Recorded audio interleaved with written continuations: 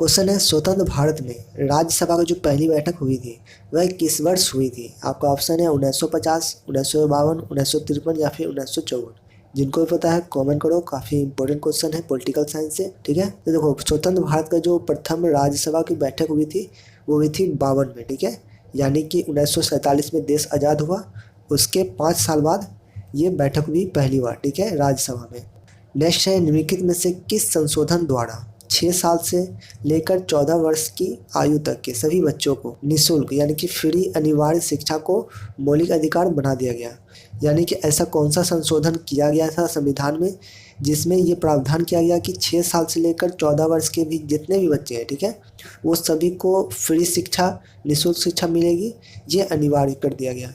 तो कौन सा संविधान संशोधन था? ऑप्शन आपके सामने है 82, 83, 84 या फिर 86। ठीक है, जिनको पता है कमेंट करो, काफ़ी इंपॉर्टेंट क्वेश्चन है। देखो ये जो निःशुल्क शिक्षा पद्धति बनाई गई, ठीक है, ये बनाई गई 86वां संविधान संशोधन द्वारा। ठीक है, 86, जिसमें 6 साल से लेकर 14 वर्ष के सभी बच्चों को निःशुल्क शिक्षा अनिवार्य कर दिया गया है। ठीक है, देखो इसका ट्रिक है कि 86 में आता है 6, ठीक है, और जो बोला जा रहा है 6 वर्ष से लेकर 14 वर्ष तक। ठीक है, तो इसमें भी 6 आ रहा है, तो इससे भी आप याद रख सकते हो कि 86वां संविधान संशोधन जो हुआ था उसमें यह प्रावधान किया गया था। अगला है संविधान के किस संशोधन ने आईसीएस अधिकारी के विशेष अधिकारों को समाप्त कर दिया गया और संसद को उनकी सेवा शर्तों को निर्धारित करने का अधिकार दिया गया। ठीक है, यानी कि संविधान में ऐसा कौन सा संशोधन किया गया जिसमें आईसीएस अधिकारी जो थे, ठीक है, उसके विशेषाधिकारों को समाप्त कर संसद को उनकी सेवा शर्तों को निर्धारित करने का अधिकार दे दिया गया। ऑप्शन आपके सामने है, जिनको भी पता है कमेंट करो। तो देखो इसका ट्रिक है कि 18 वर्ष, 18 से 18 वर्ष, 18 वर्ष के सभी अधिकारी साथ दो। ठीक है, तो 18वां संशोधन अधिनियम 1972। ठीक है, 18वां संशोधन अधिनियम 1972 ऑप्शन नंबर ए के साथ जाना है। अगला है संविधान के 74वें संशोधन द्वारा 12वीं अनुसूची में जोड़ा गया पदों की संख्या कितनी है। ठीक है, यानी कि 74वें संशोधन जो हुआ था, ठीक है, उसमें 12 अनुसूची को जोड़ा गया, उसमें कितनी पदों को संख्या बढ़ाया गया? तो ये बढ़ाया गया 18। ठीक है, 18 वर्ष 18। ठीक है, ध्यान रखना। 74वां संशोधन जो हुआ था उसमें 12वीं अनुसूची में जोड़ा गया, पदों को जो बढ़ाया उसकी संख्या 18 था। नेक्स्ट है निम्नलिखित में से कौन सा राज्यसभा का पदेन अध्यक्ष होता है।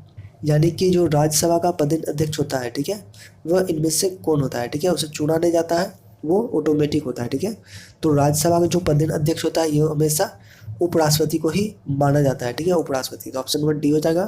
देखो इसका ट्रिक है कि राज्यसभा और लोकसभा में सबसे ऊंचा सभा कौन सा है? तो राज्यसभा है। ठीक है, ऊंचा, ऊंचा से उप बोलते हैं अप, तो उप से उपराष्ट्रपति। ठीक है, इससे भी आप ध्यान रख सकते हो। नेक्स्ट है निम्नलिखित में से किसे भारत के संविधान द्वारा मौलिक अधिकारों पर उचित प्रतिबंध लगाने की शक्ति दी गई है। यानी कि भारत के संविधान में जो मौलिक अधिकार है, ठीक है, उस पर अगर प्रतिबंध लगाना, उचित प्रतिबंध लगाना है, तो ये शक्ति किसको दी गई है? ये कौन लगा सकता है? ठीक है, ऑप्शन आपके सामने है, जिनको भी पता है कमेंट करते जाना, काफ़ी इंपॉर्टेंट क्वेश्चन है। ठीक है, तो देखो मौलिक अधिकारों पर जो प्रतिबंध लगा सकता है, ठीक है, ये शक्ति मात्र संसद के पास है। ठीक है, ऑप्शन नंबर बी हो जाएगा संसद।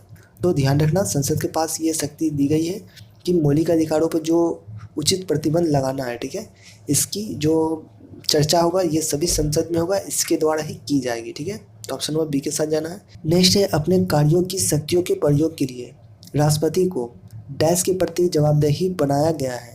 यानी कि राष्ट्रपति का जो कार्य है, ठीक है, उनके जो शक्ति है वह किसके प्रति अपने जवाबदेही रखेगा, किसके प्रति वो अपने जवाब देगा। ठीक है, ऑप्शन आपके सामने है, केवल सर्वोच्च न्यायालय, भारत के केवल मुख्य न्यायाधीश, सर्वोच्च न्यायालय या मुख्य न्यायाधीश, या उपयुक्त में से कोई नहीं।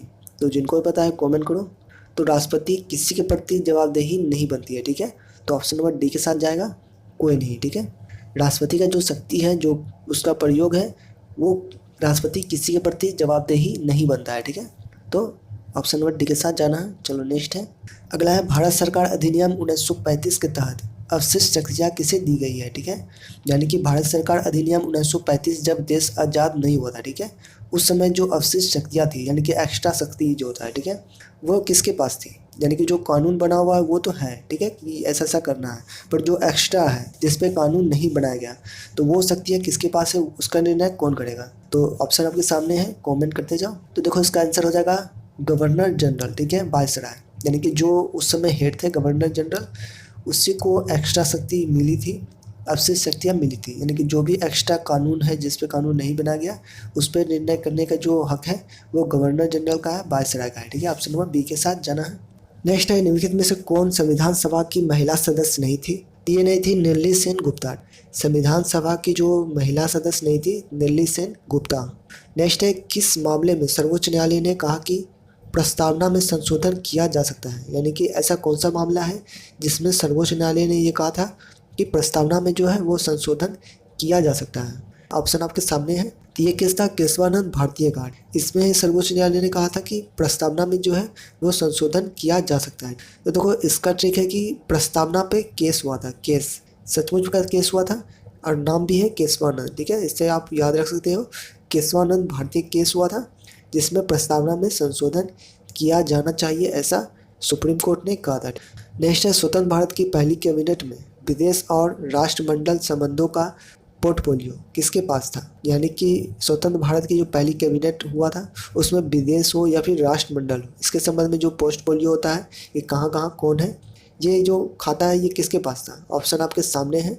तो देखो ये था जवाहरलाल नेहरू के पास। ठीक है, जवाहरलाल नेहरू जब स्वतंत्र भारत हुआ, जब भारत को आज़ादी मिली, तो ये जो खाता था, ये जो राष्ट्रमंडल का संबंध जो पोर्टफोलियो था, ठीक है, कि यहाँ यहाँ विदेश काम कर रहे हैं, यहाँ यहाँ लोग रहते हैं, ये सारा लिखा पढ़ी जवाहरलाल नेहरू के पास था। ठीक है, अगला है, साइमन कमीशन की सिफारिश को निम्नलिखित में से किसमें शामिल किया गया था?